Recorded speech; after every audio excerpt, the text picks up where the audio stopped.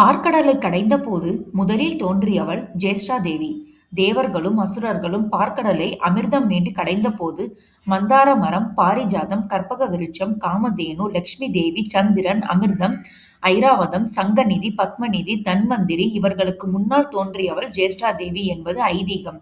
இவள் கையில் துடைப்பத்தை ஏந்திக் காட்சி தருவாள். இவளுக்குப் பின்னரே லக்ஷ்மி தேவி தோன்றியதாக ஐதீகம். மகாலட்சுமிக்கு முன்பு தோன்றியவள் என்பதால் மூத்த தேவி என்றும் மூத்தாள் என்றும் இவள் குறிப்பிடப்படுகிறாள். இப்பெயரே பிற்காலத்தில் மருவி மூதேவி என்றாயிற்று. ஜேஷ்டாதேவி என்பது வடமொழிச் சொல். ஜேஷ்டா என்றால் முதல் என்று பொருள். மேலும் பழையோள், காக்கை கொடியோள் என்றும் இவளை அழைக்கின்றனர். காகத்தைக் கொடியாகவும், கழுதையை வாகனமாகவும், துடைப்பத்தை ஆயுதமாகவும் கொண்டவள். பல்லவ மன்னர்களின் காலத்தில் சிறப்பாக இருந்த ஜேஷ்டாதேவி வழிபாடு பிற்கால சோழ மன்னர்கள் காலத்தில் குறையத் தொடங்கியது. முற்கால பாண்டிய மன்னர்களின் காலத்திலும் தம்பை வழிபாடு வழக்கத்தில் இருந்துள்ளது. பல்லவ மன்னர்கள் செல்வ செழிப்பிற்காக ஜேஷ்டாதேவி என்னும் தம்பையை வணங்கும் வழக்கத்தை வைத்திருந்தனர். சோழர்களின் காலத்தில் படையெடுப்பிற்கு செல்லும் முன்னர் ஆயுதங்களை ஜேஷ்டாதேவியின் முன்பு வைத்து வணங்கி செல்வதை வழக்கமாக கொண்டிருந்தார்கள். தொண்டை மண்டலத்தில் அமைந்துள்ள பல்லவர் மற்றும் சோழர்களின் கால சிவ தலங்களில் ஜேஷ்டாதேவியின் புடைப்பு சிற்பங்கள் காணப்படுகின்றன.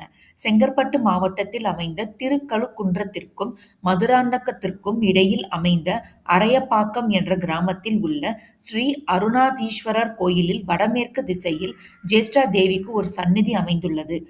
புடைப்பு சிற்ப வகையைச் சேர்ந்த இந்த சிற்பத்தின் இரு புறங்களிலும் சேடி பெண்கள் நின்ற கோலத்தில் காணப்படுகின்றனர்.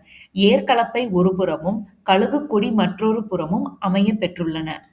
செங்கற்பட்டு மாவட்டம் ஆனூர் என்ற சிற்றூரில் அமைந்துள்ள சிவன் கோயிலில் ஜேஷ்டாதேவியின் புடைப்பு சிற்பம் காணப்படுகிறது. மேலும் செங்கற்பட்டிற்கு அருகில் ஆத்தூரில் அமைந்துள்ள ஸ்ரீ தர்மசம்வர்தினி அம்பாள் சமேத ஸ்ரீ முக்தீஸ்வரர் ஆலயத்தில் அருள்பாலிக்கும் ஜேஷ்டாதேவி விவசாயத்தின் காவல் தெய்வமாகவும் வளமைக்கு அதிபதியாகவும் திகழ்கிறாள்.